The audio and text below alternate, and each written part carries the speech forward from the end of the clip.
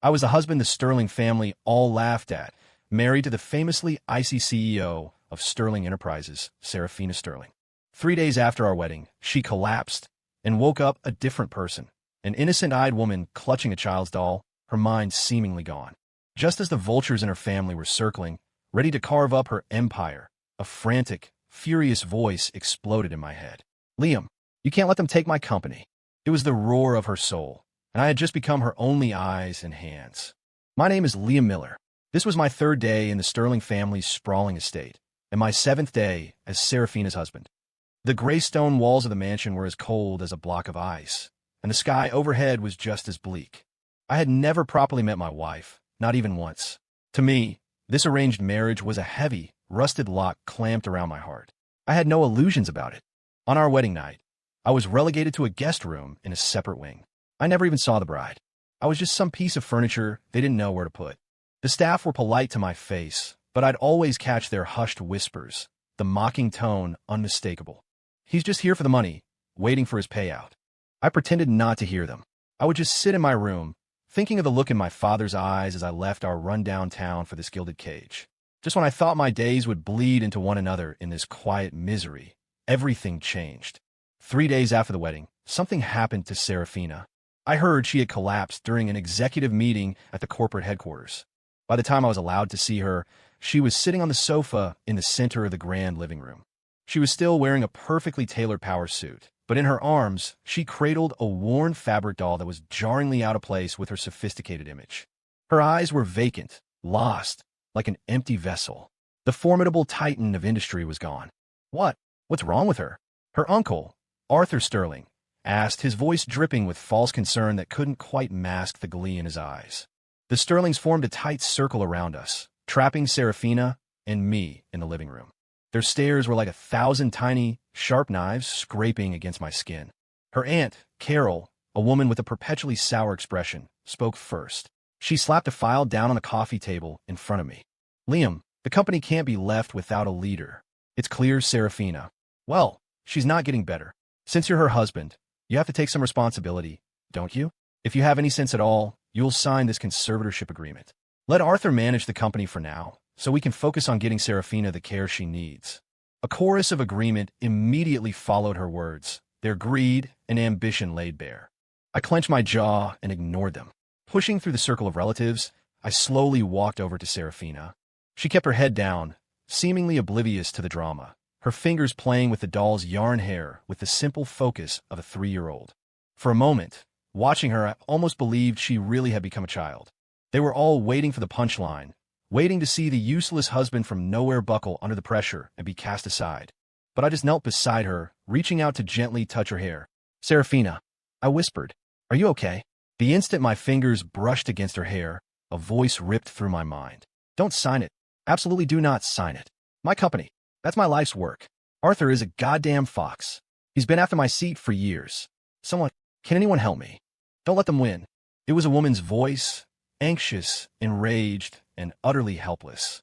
It was as if she were screaming right next to my ear. It was transmitted directly into my consciousness. I flinched, my head snapping up to look around the room. The family members all wore different masks. Mockery, morbid curiosity, satisfaction, but none of them reacted. On the sofa, Serafina was still fiddling with her doll, her body perfectly still. That voice, was it hers? Was Serafina's mind still in there, trapped inside her own body? The voice continued, filled with despair and fury. "Why is this happening? I can't control my body. Liam, please, you have to stop them. If this goes on, my company is finished." She was screaming, but she had no idea I was the only one who could hear her. I took a deep breath, trying to quell the shock hammering in my chest. If I was the only one who could hear the voice of her soul, then I had to do something. I stood up, placing myself between Serafina and the rest of her family. My gaze swept over Arthur and Carol, my voice cold. "Who says she's not getting better? The doctors haven't even given a final diagnosis, and you're already trying to carve up her assets. Your greed is showing." Carol's face paled. "Liam, what are you talking about? We're thinking about the company." "Thinking about the company?" I scoffed, picking up the so-called conservatorship agreement from the table. Without even reading it, I ripped it to shreds in front of everyone. "I think you're thinking about yourselves. Aunt Carol, you should be careful not to overreach. You might just lose a hand. You. she sputtered, trembling with rage, pointing a finger at me. Arthur's face darkened, his expression thunderous. Liam, you gone too far. You're an outsider. How dare you interfere in the Sterling family's business? An outsider? I stared him down, my words sharp and deliberate. I am Seraphina Sterling's legal husband. From this day forward, I act for her in all matters. The CEO's chair at Sterling Enterprises is not up for grabs. Nobody touches it. After a moment of stunned silence, the room erupted. Several of the older Sterlings were red-faced with fury. Liam? He tore up the agreement? Why is he helping me? I thought he was just. Seraphina's voice echoed in my head again, this time filled with shock and confusion. I ignored the vultures. I turned back to Seraphina on the sofa. She still held her doll, her eyes wide and uncomprehending, but the commotion seemed to have unsettled her. Her delicate fingers were unconsciously twisting the hem of her skirt. I softened my voice, leaning into promise in a low tone only we could hear, "Don't worry. As long as I'm here, they can't touch your company." The words had barely left my lips when her incredulous voice shot back in my mind. "Wait, what did you just say? Are you answering me? Liam, can you hear my voice?" I didn't turn around, but I gave a nearly imperceptible nod. A silent confirmation. This time, her voice was silent for a long moment before it returned, laced with what sounded like tears of joy. "Liam, can I trust you? They all want to take everything from me." On the sofa, Seraphina's body seemed to react. Her small hand suddenly reached out and clutched the hem of my jacket. "I'll help you," I whispered back. "I'll protect it for you." I knew this was only the beginning. A storm was brewing, with darker currents swirling just beneath the surface. And I, her husband in name only, would now have to face it all with her. Ever since that day in the living room, when Seraphina's soul discovered I could hear her, our co-op mode officially began. By day, I was the useless husband, Seraphina's glorified babysitter. "Mr.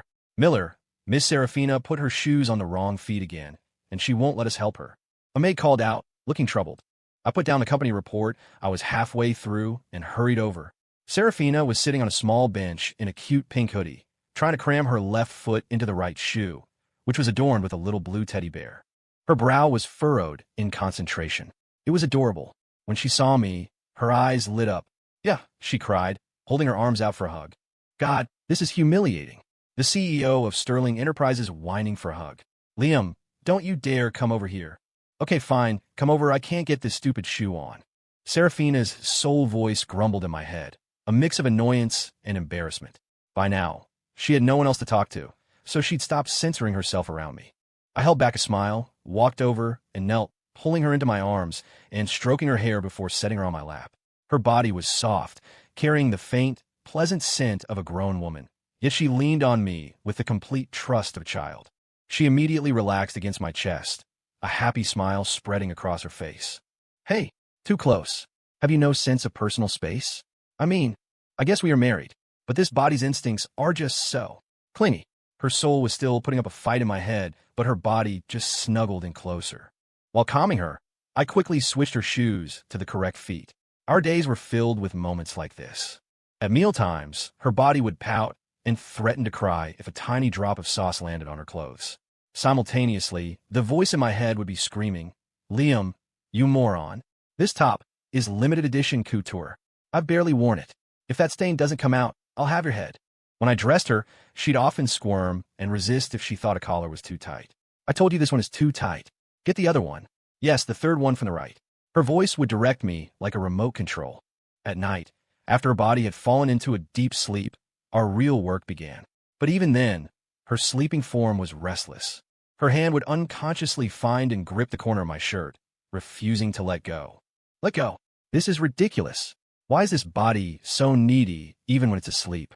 Her mental voice sounded exasperated, but her body's grip remained firm. I'd have to wait until she was soundly asleep before gently prying my shirt free and heading to the study. In these past few days, I had come to fully understand Seraphina's condition. It was as if her soul had been disconnected from her body. She couldn't control her movements, but her consciousness could drift around freely, observing everything. The only limitation was that she couldn't stray too far from her physical self. In the study, Seraphina's soul would hover beside me as we began our remote workday. The data in this report is wrong. Page 7, third line. Have my assistant verify the raw numbers tomorrow. In the 10 m. Meeting, Arthur will definitely push his acquisition proposal. Here's how you're going to counter him. And one more thing. The CFO, Mr. Henderson, he's close to Arthur. Find an excuse to get his ledgers. She was a tireless commander, issuing directives and analyzing the situation for me. I could almost see her standing beside me, the sharp-witted CEO, her eyes scanning the documents on my desk. My fumbling attempts as a corporate novice, however, often earned me her scorn. Ugh, this is infuriating. If I were in charge, this would take 3 minutes. I wouldn't have to watch you bumble around like an idiot. I listened to her commands, taking notes on files, responding to emails, and handling a mountain of corporate affairs. With her direct guidance, I made almost no mistakes. To the outside world, though, it just looked like the useless husband was getting by on dumb luck. Like in that meeting where we thwarted one of Arthur's traps. There's a problem with this contract. I can't sign it, I said, putting down the pen exactly as Serafina's soul instructed. Arthur's face tightened. Liam, what's that supposed to mean? Get him, Liam. Rip him apart. Serafina coached from the sidelines. I smiled faintly and did as she said. Uncle Arthur, I can't help but feel that a certain clause in this agreement might be detrimental to the company's long-term interests. It almost looks like we'd be handing over our core technology, doesn't it?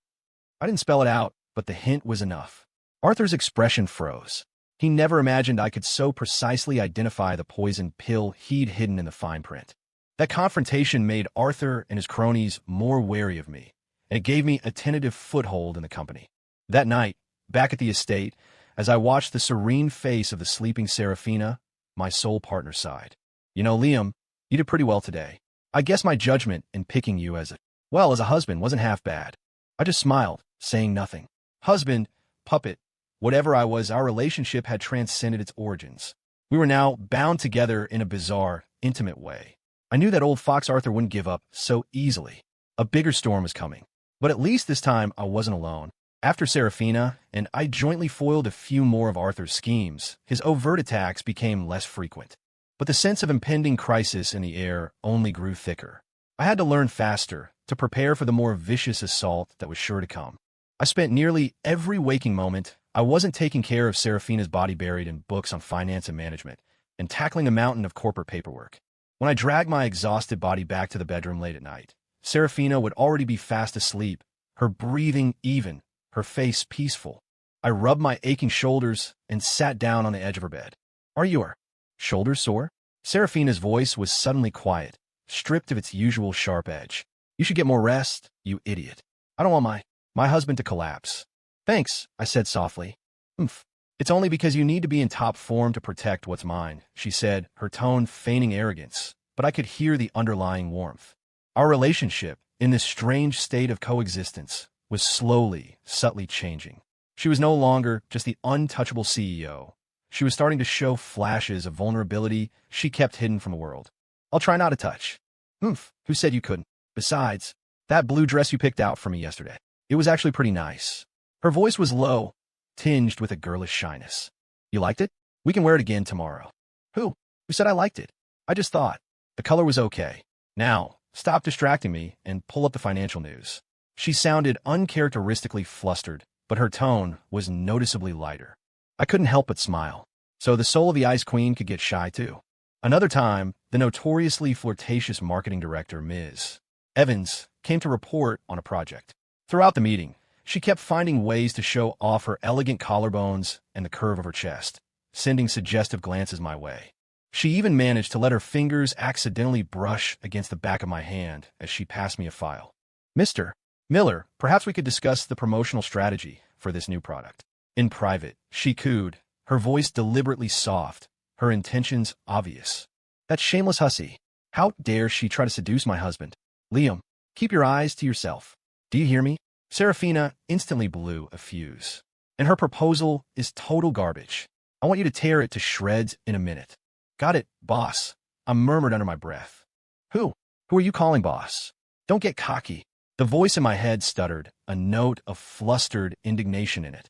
I suppressed a laugh and adopted a serious expression. Ms. Evans, let's leave the details of the proposal for the project team to evaluate. Also, I took a step back, creating distance, my tone turning icy. This is a boardroom. We discuss work here. Please be mindful of your conduct and your attire. The smile on Ms. Evans's face froze, and she retreated from the room in humiliation. Umph. Serves her right, Seraphina's soul said triumphantly. That'll teach her. Let's see if she ever tries to pull a stunt like that on you again. That evening, as I watched Seraphina's sleeping form, I deliberately teased. You're pretty cute when you're jealous. Nonsense. I wasn't jealous. I was. I was upholding the professional integrity of the company. Her soul immediately retorted, though her voice lacked conviction. I chuckled. Of course. Always thinking of the big picture, Ms. CEO. After a pause, I said more seriously, Seraphina, thank you for letting me see this side of you. Seraphina fell silent. After a long moment, her voice returned, tinged with melancholy. Maybe this is the only way I can be my true self. And maybe you're the only one who can see it. I gently took her sleeping hand in mine. I'll be here. I'll stay with you until you come back. Umph. You'd better be, her voice replied, now laced with a clear sense of dependence. However, the peaceful days were short-lived. Arthur's counterattack was faster and more brutal than we had anticipated. He conspired with several board members to leak a story to the press, claiming I was exploiting Seraphina's illness to embezzle company assets. The article also insinuated that the circumstances of her illness were highly suspicious. The story caused an uproar. The company's stock plummeted, and panic spread through the ranks. That bastard. That old fox Arthur. This is a coup. Seraphina's soul raged in my mind. Liam, we have to fight back now. Easy. I soothed her. He's just slinging mud, trying to force me into making a mistake. What he doesn't know is that I have you, my ace in the hole. My calm demeanor helped her cool down.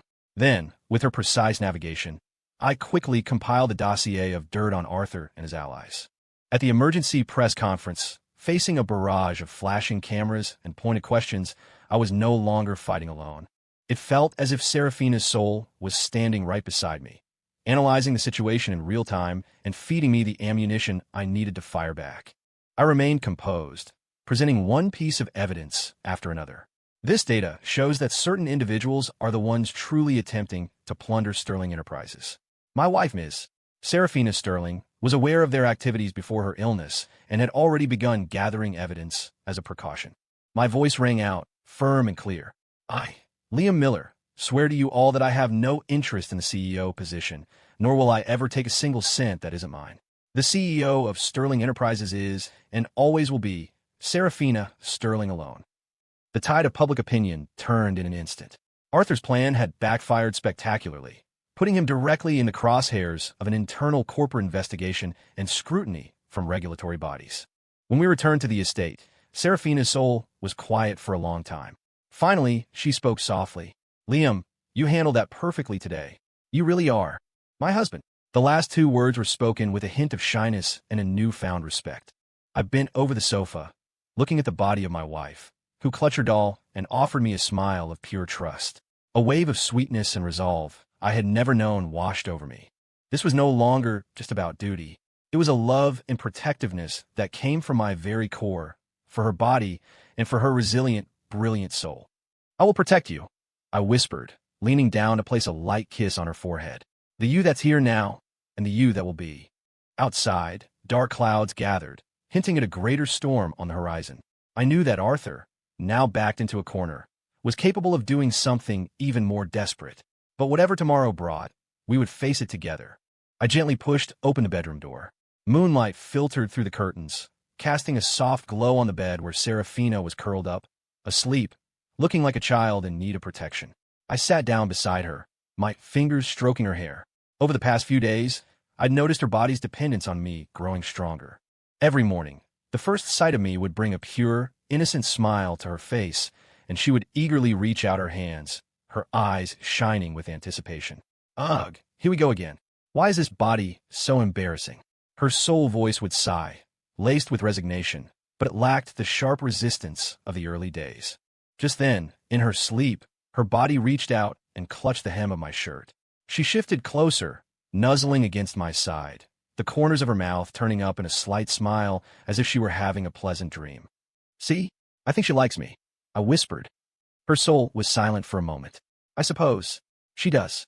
After all, you're the only person I can rely on right now. Even if the body is only acting on instinct, it makes sense.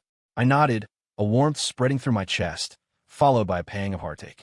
For days now, Seraphina's body would only fall into a peaceful sleep in my arms. She would grow anxious if I left her side and light up like a child when I returned. This pure, unfiltered affection had to be connected to the longings of her soul. She yearned to be whole again, and she instinctively clung to the one person who could communicate with her. Liam. Suddenly, Seraphina's soul voice became faint, intermittent. I feel something's not right. My head snapped up. What's wrong? My vision is getting blurry. Her voice sounded distant, as if coming from miles away. A chill crawled up my spine. I had noticed her soul's presence becoming more unstable lately. Her voice would cut out, and sometimes she would disconnect for a few minutes. The duration of these blackouts was getting longer. Don't be afraid. I'm right here, I said, squeezing her physical hand, hoping to offer some comfort. The doctor, did he come again today? What did he say? Seraphina asked, her voice striving for calm, but I could hear the tremor of fear beneath it. I gritted my teeth. The same as before. He said the trauma to your brain was severe, but the chances of recovery are slim. Her soul let out a bitter laugh. Just what I needed. More bad news. Just then, my phone began to ring, a sharp, urgent buzz. It was the head of the legal department at Sterling Enterprises. Mr. Miller, it's bad. Arthur and his allies have filed a petition with the court to have Ms. Sterling declared legally incompetent. They're asking for Arthur to be appointed as her temporary conservator. My stomach plummeted. This was faster, more vicious than I'd anticipated. If they got conservatorship, Arthur could legally have her institutionalized and take complete control of the company.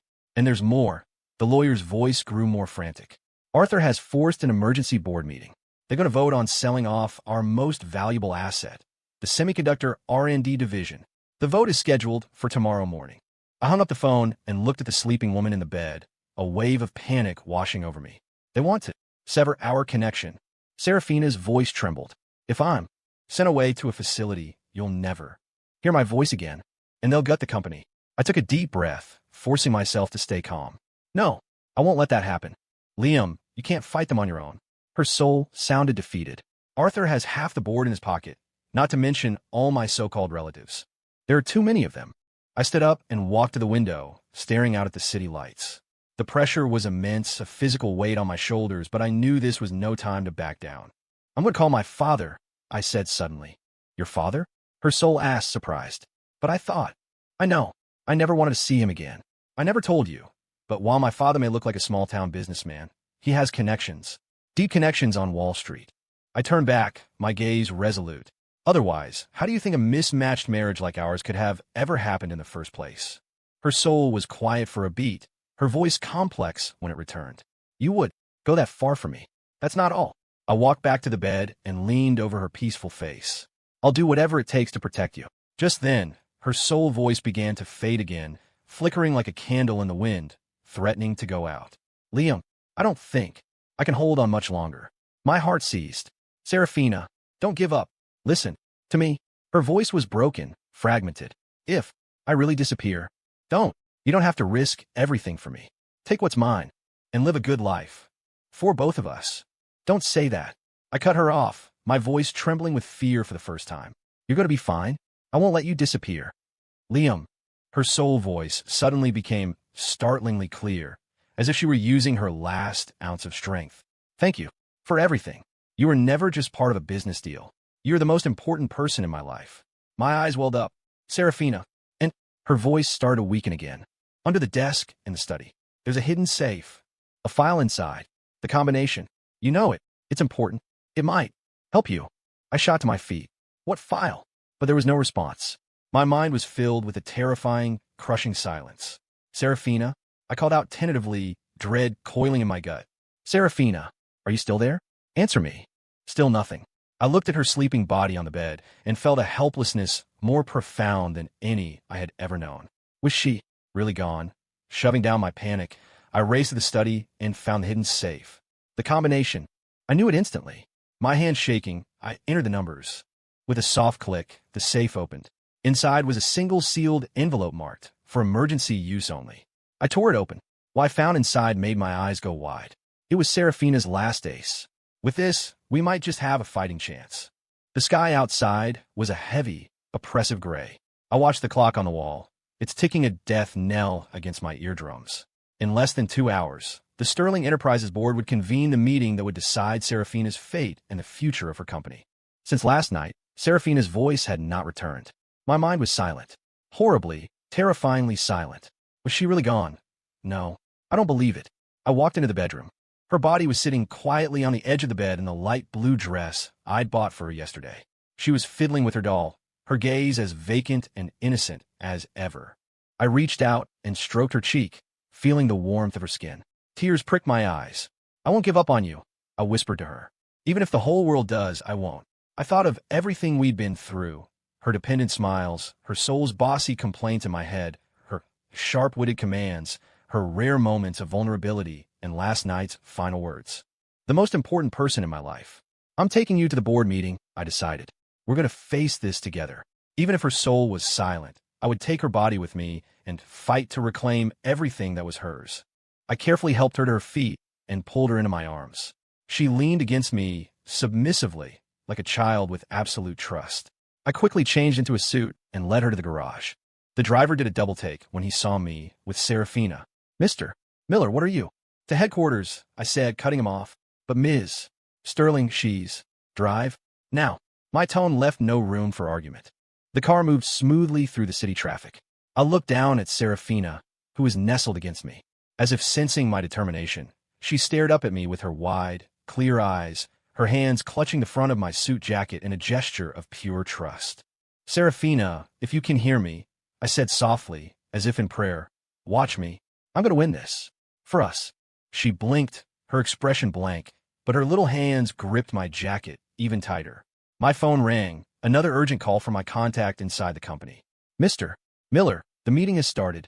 Arthur is already reading the resolution to declare Ms. Sterling incompetent. Most of the board is siding with him. I hung up, my heart pounding. Faster. I yelled at the driver. The car weaved through traffic. My mind replayed the contents of the file from the safe over and over. It was irrefutable proof Seraphina had secretly gathered before her collapse. Proof of Arthur embezzling massive company funds, colluding with competitors, and plotting to oust her. Every transaction was documented, some even bearing his signature. This was our last stand. When we reached the corporate tower, the lights in the top-floor conference room were already on. Shielding Seraphina, I walked past the stunned looks of employees and headed straight for the executive elevator. When the doors opened on the top floor, a few of Arthur's men tried to block our path. Get out of my way, I snarled, my eyes like ice. My sheer force of will made them instinctively step aside. As I reached the boardroom, I could clearly hear Arthur's triumphant voice from within. And given CEO Seraphina Sterling's current mental state, she is clearly unable to fulfill her duties. For the stability of the company, the board has reached a consensus. I will be assuming the role of interim CEO, and we will proceed with the sale of the semiconductor R&D division to secure capital. I took a deep breath and threw open the heavy doors. The room fell silent. Every head turned, their expressions of shock bordering on disbelief as they saw me guiding Seraphina into the room. The sudden attention seemed to frighten her. She instinctively shrank behind me, her grip tightening on my arm. Arthur, standing before the projection screen, saw his look of triumph curdle into shock, then into pure, unadulterated rage. Liam, what the hell are you doing here? And why did you bring that invalid? He spat, pointing a trembling finger at Seraphina. I surveyed the room, taking in the expressions of every board member, surprise, pity, contempt. I'm here for the meeting, I said calmly. My voice wasn't loud, but carried to every corner of the silent room, as Seraphina Sterling's legal husband and her sole proxy. Ridiculous, Arthur shrieked. A nobody from a backwater town with no business experience, dragging a broken woman behind him. What do you think you can possibly change? Security, get them out of here. 2 guards stationed outside the door rushed in, moving to grab me. I carefully maneuvered Seraphina into a chair behind me, shielding her, then fixed my cold gaze on the approaching guards and Arthur. I'd like to see you try. In that tense, stretch moment, I felt something. The hand gripping my arm, the one I was protecting. It twitched. My head snapped down. I saw Seraphina's eyes, the eyes that had been so vacant and lost, now held a flicker of light. It was faint, but it wasn't the innocent haze of before. Her soul was still there. Had the intense shock of this confrontation jolted her back? Liam, a voice, so faint it was almost inaudible, yet clearer than anything I had ever heard, bloomed like a miracle in the silence of my mind. My heart nearly stopped. It was her. Her soul was back. Seraphina, I cried out in my mind. Hold on. I'm here. Her sole voice was still weak, as if it might fade at any moment, but it was underpinned by an astonishing force of will. An indescribable strength surged through me. She was here. She hadn't given up. I wasn't fighting alone. I straightened my back, facing the room full of hostiles and Arthur's twisted, snarling face. My eyes held nothing but fearless resolve. "Before you cast your votes," I said with a small smile, pulling the crucial file from my suit pocket, "I have something I'd like all of you to see." When Arthur saw Seraphina's signature on the envelope, his face froze. "This file contains all the evidence of Arthur Sterling's embezzlement of company funds and his collusion with our competitors," I announced to the silent boardroom. "I invite you all to take a look before you decide whether you want to hand Sterling Enterprises over to a man like him." The file was passed from hand to hand, and with each person who read it, the atmosphere in the room grew heavier. Arthur's face drained of all color. "It's fake. That's a forgery. He's lying. Whether it's fake or not can be easily verified by professionals," I said. To Seraphina, I whispered, "We're about to win." Her soul's one-word response gave me infinite courage. "Arthur," I said, looking at him as if he were already a ghost, "your little scheme is over. This meeting isn't to decide Seraphina's fate. It's her judgment day." The tension in the room was suffocating. Arthur watched the file circulate, hearing the whispers of doubt and accusation rise around him. The last bit of color drained from his face as he roared, "Nonsense! It's all slander. Security, throw these two out." The guards hesitated, then moved forward again, trying to haul me away. Arthur himself lunged forward, trying to shove me aside to get to Seraphina, as if controlling her body would give him leverage. "Get off her!" I roared, shielding her with my body, taking the full force of the guard shoves on my back. Arthur's hand reached out maliciously, his fingers inches from Seraphina's arm. And in that instant, everything changed. Seraphina, who had been cowering in my arms, suddenly looked up. The eyes that had regained a flicker of light now ignited with a brilliant, blazing intensity. They were sharp, clear, and utterly commanding. The powerful aura of the CEO of Sterling Enterprises, like a dormant volcano, erupted.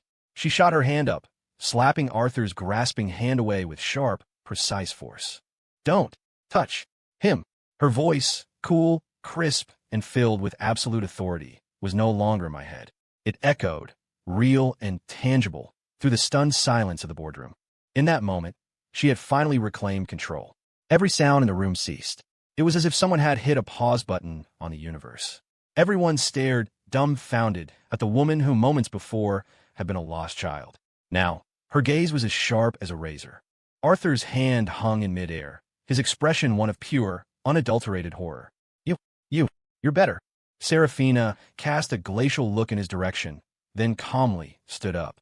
She smoothed the wrinkles from her dress, her posture perfectly erect, with no trace of her previous fragility. Her eyes swept over every person in the room, her voice quiet but heavy with an undeniable pressure. "Since when does trash like you get to make decisions about my company?" Dead silence. The board members were speechless, the guards frozen in place. She walked forward, took the file from the last board member, and without even glancing at Arthur, addressed the room. "I saw everything. I know exactly who did what while I was ill, who tried to carve up my company for themselves." "Arthur," she said, finally turning her icy gaze on him. "Embezzlement, corporate espionage, attempting a hostile takeover. This file has enough to put you in prison for a very long time. You can turn yourself in now. It will be much worse for you if you wait for the police." Arthur's face was ashen. His knees buckled, and he nearly collapsed, still babbling nonsense. "Impossible. How could you? You can't win. I still have. Whatever cards you think you have left, feel free to play them," Seraphina said, her tone calm, but her words final. "But this evidence is going to the authorities. The law will decide where you belong." The room was silent. In the distance, the faint wail of sirens grew louder, a precaution my father had arranged. Every person who had mocked me, pitied her, or tried to get a piece of the pie now stared at the floor, too ashamed to meet her gaze. I walked to her side. She reached out and took my hand, her grip firm. This was no longer the grasp of a dependent child, but the solid connection of a partner. She turned to me, and in her cool eyes, I saw a complex mix of emotions, gratitude, apology, and a flicker of a soft, gentle smile I'd never seen before. "Liam," she whispered, her voice for my ears only, "thank you. From now on, we protect this family and this company together." I nodded, squeezing her hand, my heart swelling with pride. Outside the boardroom window, The heavy clouds finally broke apart. A single, brilliant ray of sunlight pierced through, landing squarely on her forehead, crowning her in light. The ordeal was over, and for the two of us, a new life was just beginning. I stood before the massive floor-to-ceiling windows of the CEO's office at Sterling Enterprises, gazing down at the bustling city below. The sun was bright, having swept away the last traces of the gloom from the past weeks. The dust had settled. Arthur Sterling and his cronies had been taken into police custody. The evidence was ironclad. They were facing serious prison time. The board of directors had been restructured. After the storm, Sterling Enterprises was finally back on course. "What are you thinking about?" A familiar, melodious voice asked from behind me. It was no longer a voice in my head, but her real, beautiful one. I turned. Serafina stood there in a sharp, elegant white suit, her hair tied back, her eyes shining with confidence and intelligence. The confused, childlike woman was gone, replaced by the dazzling, formidable queen of the business world. After her dramatic return in the boardroom, she had gradually regained full control of her body. "Just thinking that everything we went through feels like a dream," I said with a smile. She walked up to me, and right there in the bright, open office with employees occasionally glancing in as they passed, she wrapped her arms around me. "Liam," she said, her head resting on my chest, her voice soft and sincere. "I owe you a proper thank you. Thank you for not giving up on me when I was at my most helpless. Thank you for everything you did." I hugged her back, feeling the real warmth of her body, the steady beat of her heart. A sense of profound contentment washed over me. "At the press conference this afternoon, I'm going to make a formal announcement," she said, tilting her head up to look me in the eyes. Her gaze held a tenderness I had never seen before, a softness reserved only for me. "From this day on, you are not some forgotten husband. You are the executive director of Sterling Enterprises. My husband, the most important partner in my life." I smiled. "And what about the board members? How are they holding up?" "They're lining up outside my door, begging me to give them a second chance." A sly grin played on Serafina's lips. "But I told them if they want my forgiveness, they have to get past you first." We looked at each other and laughed. Those strange, terrifying days had become a part of our story, a unique and sweet memory that belonged only to us. "Honestly," I said, unable to resist teasing her, "I kind of miss hearing you complain in my head all the time." A faint blush crept up Serafina's cheeks. She gave my chest a light shove. "Shut up. Don't you dare bring up any of that embarrassing stuff again. Right? Like how cute you were when you were jealous," I continued, pressing my luck.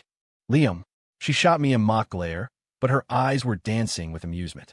"By the way, that Ms. Evans was transferred to our African branch last week. Permanently."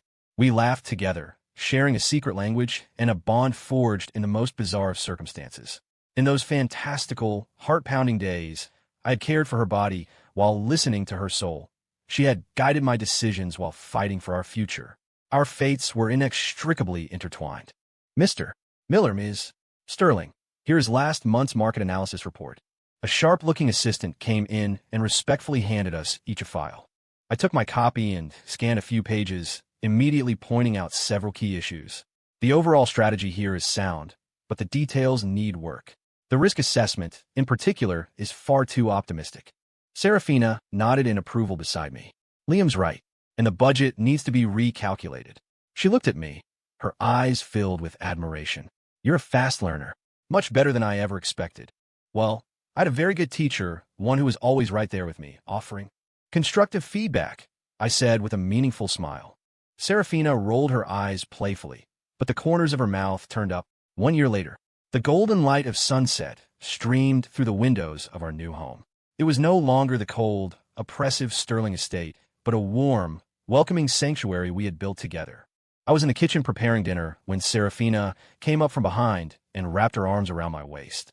"Liam, I have a surprise for you," she said, her voice filled with a shy, joyful excitement I'd never heard before. "What is it?" I asked, turning to face her. She took my hand and gently placed it on her flat stomach. Her face was glowing. "Right here," she whispered, "is our baby." I froze, and then a wave of pure, unadulterated joy crashed over me. I pulled her into a tight, fierce hug, feeling her warmth, marveling at the miracle we had created together. "That's wonderful. Serafina, that's amazing." I was so overjoyed I could barely form a coherent sentence. "Hey," she murmured against my chest, her voice playful. "If it's a girl, does this mean you'll have to take care of a little Serafina all over again?" I leaned down and kissed her forehead, my heart full of love and hope for our future. "I'm not afraid," I said. "This time, we'll take care of her together. She'll have the best of both of us." Outside, the sunset painted the sky in brilliant colors. The storms of the past were behind us. There would surely be new challenges ahead, but as long as we stood side by side, there was nothing we couldn't face. Because together, with trust and love, we had already created a miracle that was uniquely ours.